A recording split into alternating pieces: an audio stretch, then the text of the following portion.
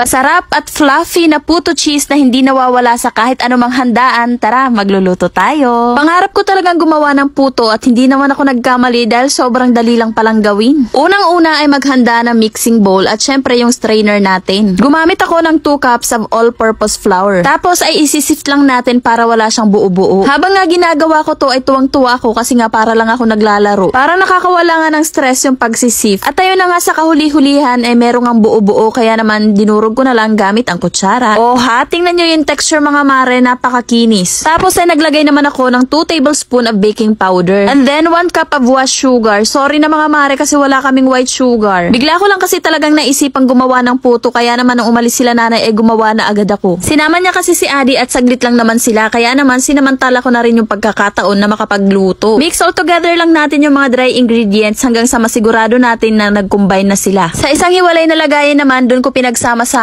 yung mga wet ingredients. May tira pa nga akong evap nung nagsopas ako kay Adi kaya dito ko na ginamit. 1 cup ng evaporated milk plus 1 cup of water. Naglagay rin ako dyan ng 2 medium-sized eggs at nagtunaw ako ng mga 2 tablespoon of butter.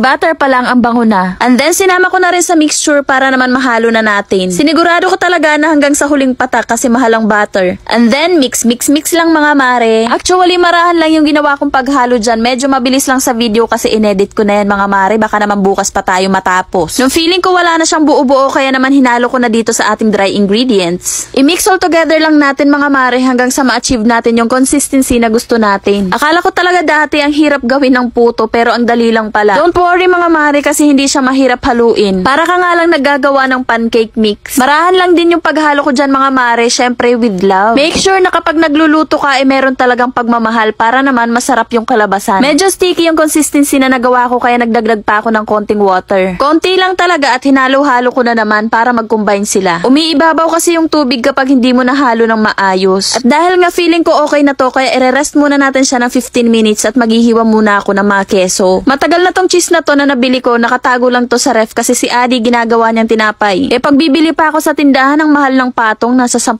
piso. Talagang yung white sugar lang yung wala kami kasi hindi naman kami gumagamit ng white sugar, panay kami wash. Kung saan nga tayo makakamura ay dun muna tayo for now. Kayo nang bahala mga mare kung anong size or shape yung gusto nyong hiwa sa cheese. Kahit anong brand nga rin ay pwede gamitin. Pwede nga rin kayong gumamit ng quick melt. Akala ko nga ay konti lang yung magagamit ko sa cheese pero nagkamali ako dahil 1/4 na lang yung natira. Kapag ka nga makita yun ni Adi, lagot, tapos na. Itong mga puto molder ko nga ay nabili ko sa Shopee at ilalagay ko na lang yung link sa comment section. Kumukulo na rin ang ating tubig kaya naman ready for steaming na tayo mga mare. Based on my own experience nga ay kailangan pantay rin pala yung mixture sa puto molder. 3 layers nga itong nabili kong steamer pero yung nagamit ko dito is 2 layers lang kasi nagkulang ako sa puto molder. 15 minutes ko na tong na-steam pero nung nag-toothpick test ako ay meron pa siyang tira kaya naman in-steam ko pa ulit for another 3 minutes and okay na siya. For your reference po, medium size ang puto molder na nabili ko. Bali, eto na po yung second batch at dito ay nakagawa ako ng 22 pieces na lang. Nakadalawang salang nga ako at nakagawa ako dito ng 46 pieces na masasarap na puto cheese.